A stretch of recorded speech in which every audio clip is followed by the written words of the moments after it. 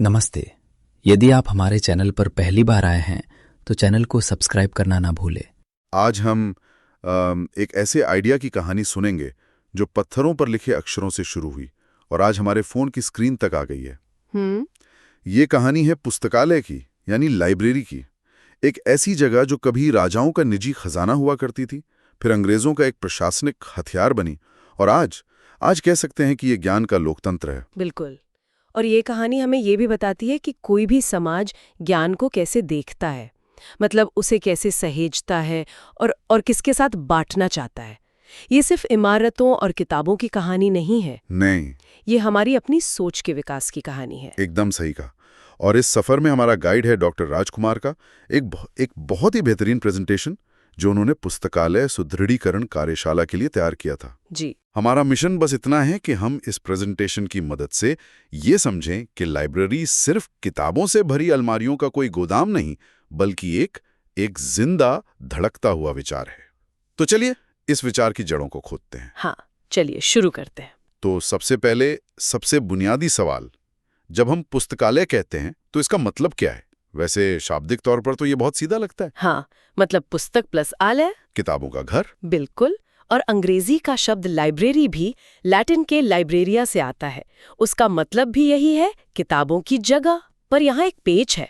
अच्छा। किताबों की जगह तो एक बुक स्टोर भी है ना? या फिर किसी पब्लिशर का गोदाम भी हो सकता है। तो फिर लाइब्रेरी अलग कैसे हुई? यही सवाल।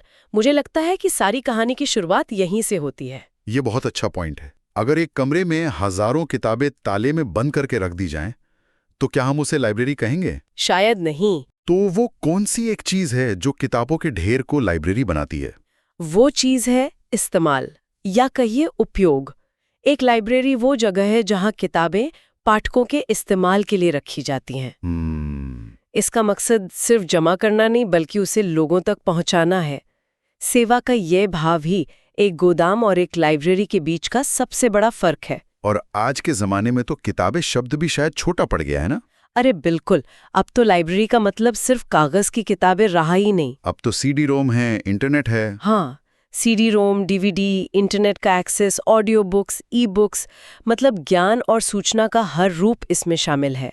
कह सकते हैं कि सूचना क्रांति ने लाइब्रेरी के शरीर को तो बदल दिया है, पर उसकी आत्मा वही है। और वो आत्मा क्या है? सेवा और व्यवस्था, यानी जानकारी को इस तरह व्यवस्थित करना कि पाठक उसे आसानी से खोज सके और उसका इस्तेमाल कर सके। इन दो स्तंभों के बिना आप लाइब्रेरी की कल्पना ही नहीं कर सकते। ये परिभाषा तो बहुत आधुनिक लगती है, सेवा, व्यवस्था, डिजिटल मीडिया। लेकिन इस परिभाषा तक पहुंचने का जो सफर है वो तो हजारों साल लंबा है, और इसकी शुरुआत भारत की बहुत पुरानी सभ्यताओं से होती है। हाँ, और ये सफर वाकई कमाल का है। हम सिंधु घाटी सभ्यता की बात कर रहे हैं, जहां से हमें ग्रंथों के भंडारण के शुरुआती सबूत मिलते हैं। अच्छा। सोचिए, उस वक्त भी ज्ञान को सहेजना कितना जरूरी माना जाता था। और फिर जब चीनी यात्री फाहियान लगभग 400 ईस्वी में भारत आए, उन्होंने नागार्जुन विद्यापीठ की लाइब्रेरी का जिक्र किया था। मतलब उस दौर में हमारी लाइब्रेरियां अंतर्राष्ट्रीय स्तर पर मशहूर थीं। बिल्कुल। और जब प्राचीन भारत की ज्ञान परंपरा की बात होती है तो नालंदा को तो हम भूल ही नहीं सकते। वहां की लाइब्रेरी तो एक मिसाल थी। हाँ, नालंदा के बारे में तो सुना है। वो मिसाल से भी बढ़कर थी। वो एक पूरा कॉम्प्लेक्स था जिसे धर्मगंज कहते थे। इसमें 3 विशाल कई मंजिला इमारतें थीं और उनके नाम सुनिए। बताइए। रत्नसागर, रत्नोदधि और रत्नरंजक। वाह, रत्नसागर यानी रत्नों का सागर। इन नामों में ही कितना गहरा सम्मान छुपा है। बिल्कुल। ये सिर्फ सुंदर नाम नहीं है, ये उस दौर की मानसिकता को दिखाते हैं। आज हम कहते हैं डेटा नया तेल है।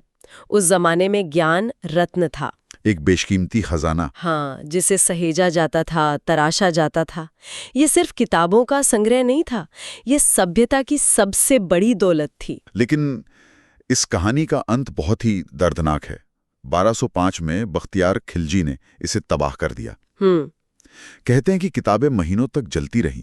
ये सिर्फ एक इमारत का जलना नहीं था, ये तो जैसे एक पूरी सभ्यता की याददाश्त को मिटाने जैसा था। ये वाकई एक बहुत बहुत बड़ा नुकसान था।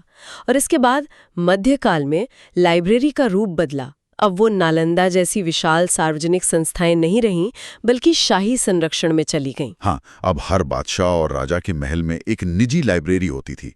जैसे फिरोज तुगलक, वो तो किताबों के बहुत शौकीन थे और उन्होंने कई लाइब्रेरियां भी बनवाईं। जी। तो क्या ये लाइब्रेरियां सिर्फ राजाओं के अपने शौक के लिए थी या इनका कोई और भी मकसद था? ये एक अच्छा सवाल है।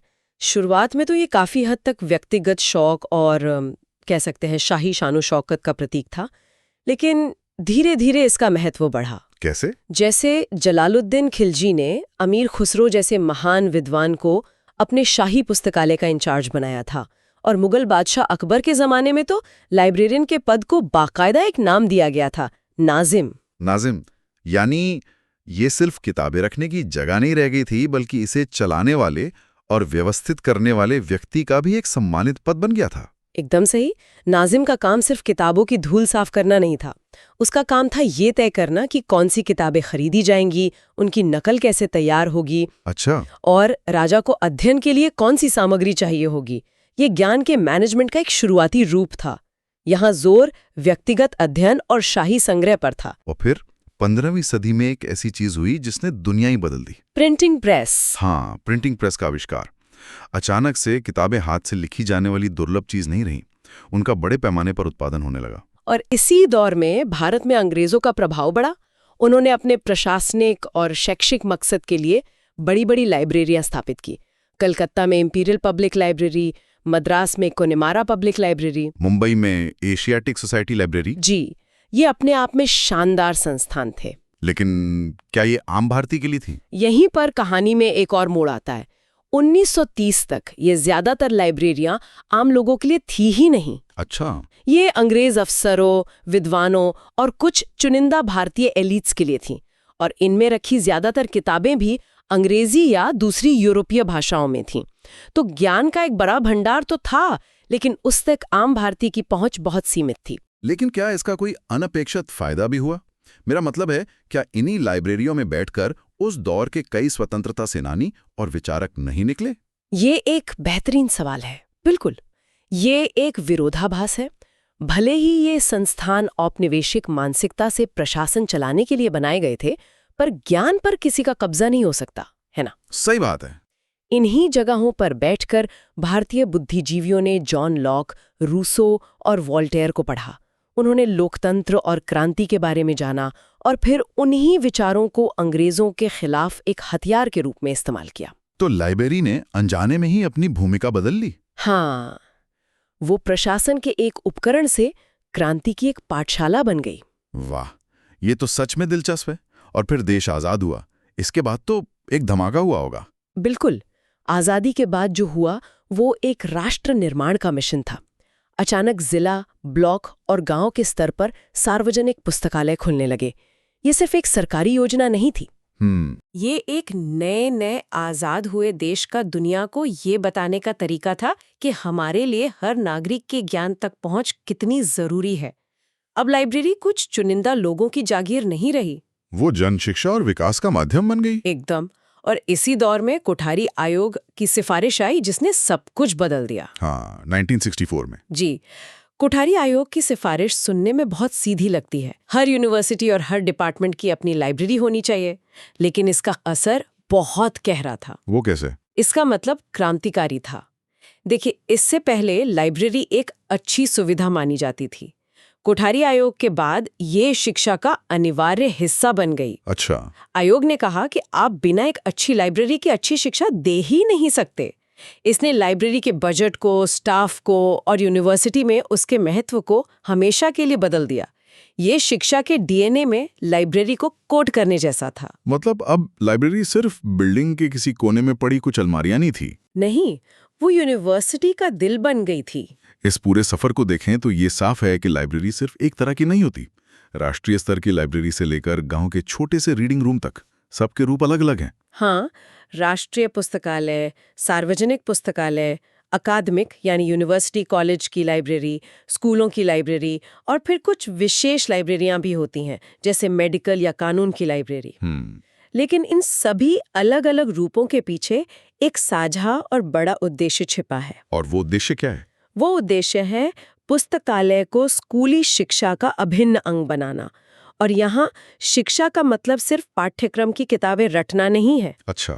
इसका असली मकसद है बच्चों में उच्च स्तरीय कौशल विकसित करना, जैसे जानकारी को खोजना, उसे समझना, उसकी सच्चाई पर रखना और फिर उसे रचनात्मक तरीके से इस्तेमाल करना। मतलब लाइब्रेरी का काम सिर्फ किताबें देना नहीं है, बल्कि ये सिखाना है कि जानकारी के साथ करना क्या है। बिल्कुल।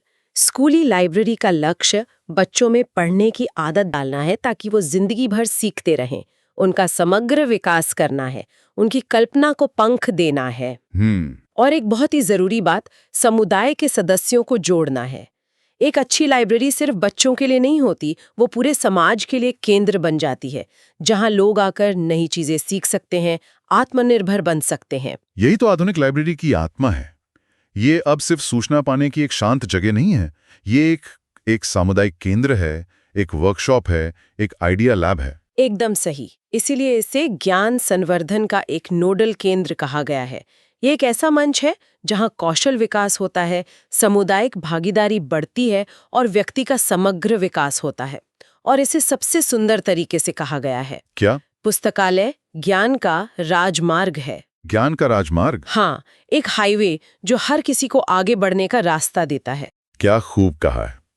तो आज की इस पूरी चर्चा को अगर हम समेटें तो हमने ये समझा कि पुस्तकालय वो किताबों के भंडारण की जगह से कहीं ज्यादा हैं। वे सेवा और व्यवस्था पर आधारित एक जीवंत ज्ञान केंद्र हैं। और उनकी आत्मा पाठकों की जरूरतों को पूरा करने में बसती है। बिल्कुल।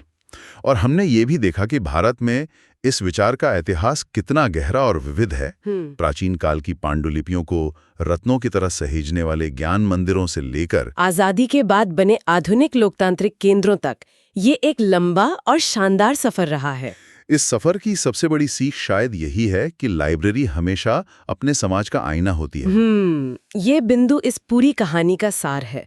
अगर हम इस विकास को देखें तो ये समाज की बदलती प्राथमिकताओं को दिखाता है। प्राचीन काल में जोर संरक्षण पर था, ज्ञान को बचाकर रखना। हाँ, किसी भी कीमत पर। मध्यकाल में ये राजाओं के व्यक्तिगत अध्ययन और प्रेस्टीज का साधन बना। ब्रिटिश काल में ये प्रशासन के एक उपकरण के रूप में इस्तेमाल हुआ और आखिरकार आजादी के बाद ये जन शिक्षा और सार्वजनिक सशक्तिकरण का माध्यम बन गया। एकदम। लाइब्रेरी का हर रूप उस दौर की सोच को दर्शाता है। ये सच में एक बेहतरीन नजरिया है। इसने पूरी कहानी को एक साथ जोड़ दिया। अब जाने से पहले हमारे श्रोताओं के लिए एक विचार छोड़ जाते हैं। जरूर। हमने किताबों से डिजिटल मीडिया जैसे इंटरनेट की और बदलाव की बात की। अब जरा सोचिए, आर्टिफिशियल इंटेलिजेंस और वर्चुअल रियलिटी के आने से अगले 50 सालों में एक पुस्तकालय की परिभाषा कैसे बदल सकती है। ये सोचने वाली बात है। एक ऐसी लाइब्रेरी कैसी दिखेगी जिसमें शायद कोई भौतिक किताब हो ही ना, जहां लाइब्रेरियन एक एआई हो जो आपको इतिहास के किसी भी दौर की वर्चुअल सैर पर ले जा सकता हो। इस बदलते हुए ज्ञान के राजमार्ग का अगला मोड़ वो कैसा होगा? वीडियो आपको अच्छा लगे तो लाइक करें, शेयर करें और ऐसी ही ज्ञानवर्धक एवं रोचक एनिमेशन वीडियो देखने के लिए हमारे चैनल के साथ जुड़े रहें। धन्यवाद।